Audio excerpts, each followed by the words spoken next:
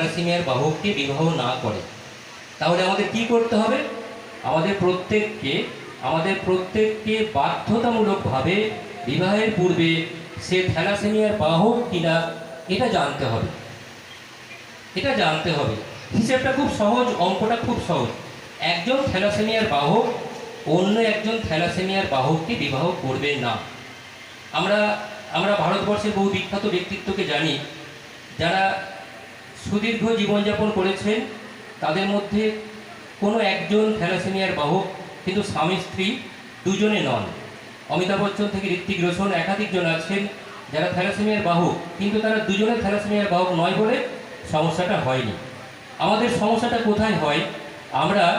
আমরা ঠিকুজি, কুষ্টি ইত্যাদি করি, কিন্তু খুব সহজ টেস্ট যেটা হসপিটালে গেলে এখন বিনা পয়সাতেই হয়, এবং এক্ষেত্রে উনি উদ্যোগ নিয়েছেন। কান্না হাসপাতালে থ্যালাসেমিয়া টেস্টটা যে সহজভাবে হচ্ছে, এই বিষয়ে কিন্তু নরেশবাবুর উদ্যোগকে আমাদের সাধুবাদ জানাতেই হবে।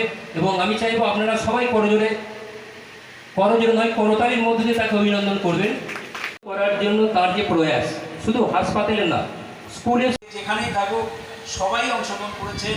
আর প্রতিটা লোক যারা কার্গিল লড়াই শেষে ফিরে এসছে, তারা আমরা নিজেকে খুবই গর্ববোধ মনে করি। তারপরেও আমাদের লাইফে অনেকগুলো, আমাদের পুরো সার্ভিসে আমরা 3-4টে লড়াই, অপারেশন সমস্ত কিছু অংশগ্রহণ করেছি।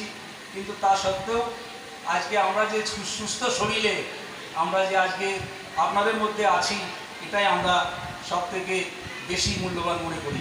থেকে বড় কথা, এখানে আসতে পেরে আমি নিজেকে খুব গর্বিত, খুব আনন্দিত, এবং কি বলবো, ভাষায় বলতে পারছি না। শুধু একটা কথাই মনে পড়ছে, সেই গানের লাইনগুলো, যারা স্বর্গগত তারা এখনো জানে স্বর্গের চেয়ে প্রিয় জন্মভূমি, এসো স্বদেশ ব্রতের মত দীক্ষালো, সেই মৃত্যুঞ্জয়ীদের চরণ চুমি, যারা স্বর্গগত তারা এখনো জানে স্বর্গের চেয়ে প্রিয় জন্মভূমি, এসো স্বদেশ ব্রতের মত দীক্ষালো। আয়ুটাকে যদি আমরা বাড়িয়ে রাখতে চাই, তাহলে আমাদের কিছু না কিছু করতে হবে। ফার্স্ট যেটা করতে হবে সেটা হচ্ছে আমাদের নিজের মনকে খুব ভালোভাবে বিশ্বাসের সঙ্গে প্রতিদিন উচ্চারণ করতে হবে, আমি ভালো থাকবো, সবাইকে ভালো রাখবো, এবং আশেপাশে যারা অসুস্থ আছে তাদেরকে একসঙ্গে সুস্থ করে নতুনভাবে চলতে শেখাবো। তাকে জানাবো আমাদের অন্তরের অন্তঃস্থল থেকে ধন্যবাদ। কার্গিল যোদ্ধা সাব মেজর নরেশচন্দ্র দাস মহাশয়, উনি একজন ছাত্র। বিভিন্ন গুণজন ব্যক্তিবর্গ উপস্থিত, কলডাঙ্গার বাসিন্দা এবং দূর দূরান্ত থেকে আগত জ্ঞানী গুণী ব্যক্তি, সবাইকে আমার প্রণাম, শ্রদ্ধা, ভালোবাসা জানাই। দেখুন, আজকে আমরা এক বিশেষ দিনে এই কলডাঙ্গা গ্রাম, এটা কয়েলডাঙ্গা বলা হয় কিন্তু আমরা কলডাঙ্গা বলি, এই কলডাঙ্গা গ্রামে আমরা এসেছি।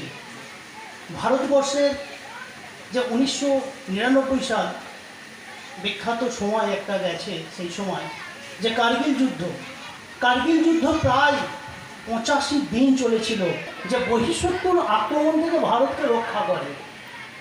দ্বিতীয় ছিল যে রাশিয়ার যে শীতল বায়ু, সেটা ভারতবর্ষকে প্রোটেক্ট করে। এইবার বলতে পারেন এইটার সঙ্গে আমি কিভাবে এটা রিলেট করছি। আমাদের ভারতীয় সেনাবাহিনী হচ্ছে শীত, বর্ষা, গ্রীষ্ম, দিন রাত ভারতকে রক্ষা করে যাচ্ছে। সেই সেনাবাহিনীকে আমি স্যালুট জানাই, যারা দিনের পর দিন কঠোর পরিশ্রম করে ভারতকে রক্ষা করছে। আমরা সুখে শান্তিতে বাস করতে পারি, আমরা দুবেলা দুমুঠো খেতে পারি এই সেনাবাহিনীর জন্য। এনার স্বাগতা কর্মকার মহাশয়াকে উত্তরে দিয়ে বরণ করে নিচ্ছেন কার্গিল যোদ্ধা সাব মেজর নরেশচন্দ্র দাস মহাশয়। তার হাতে স্মারক তুলে দিলেন।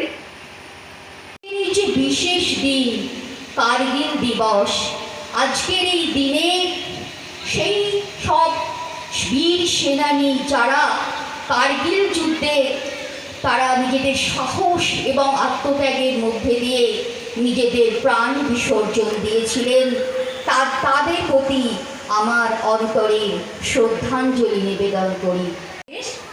ভারতবর্ষ গর্বিত। রাধেশ্যাম দাস মহাশয়কে উত্তরীয় পরিয়ে বরণ করে নিলেন সাব মেজর নরেশচন্দ্র দাস মহাশয়। তার হাতে স্মারক তুলে দিলেন। বাচ্চাদের ভালোবাসা জানাচ্ছি। আজকের এই অনুষ্ঠানটা 2য় বর্ষ হচ্ছে, তো আজকের এই দিনটাতে এখানে আসতে পেরে সত্যি আমাদের খুব গর্ব অনুভব হয় এই কারণেই যে আমরা সুস্থ সবল এবং নিশ্চিন্তে যখন রাতে ঘুমাই, যাদের জন্য তাদের আত্মবলিদান দিবস হচ্ছে আজকে, সেই জায়গায় আমরা আমাদের উপস্থিতি আমি ব্যক্তিগতভাবে খুব গর্বিত যে আজকের এই মঞ্চে আমি সম্মানিত হলাম।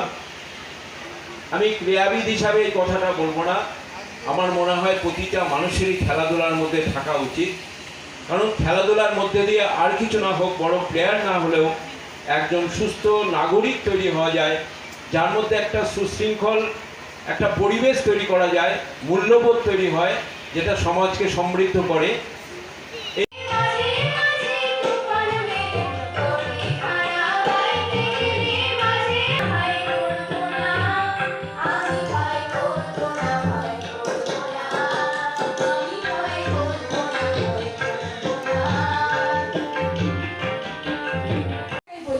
সর্বক্ষেত্রে কিন্তু নানান ধরনের মানুষেরা আমাদের জীবনে, আমাদের সমাজে, আমাদের পরিবেশে সর্বত্রই আমাদের আলোকিত করে রাখেন, আমাদের ভরিয়ে রাখেন।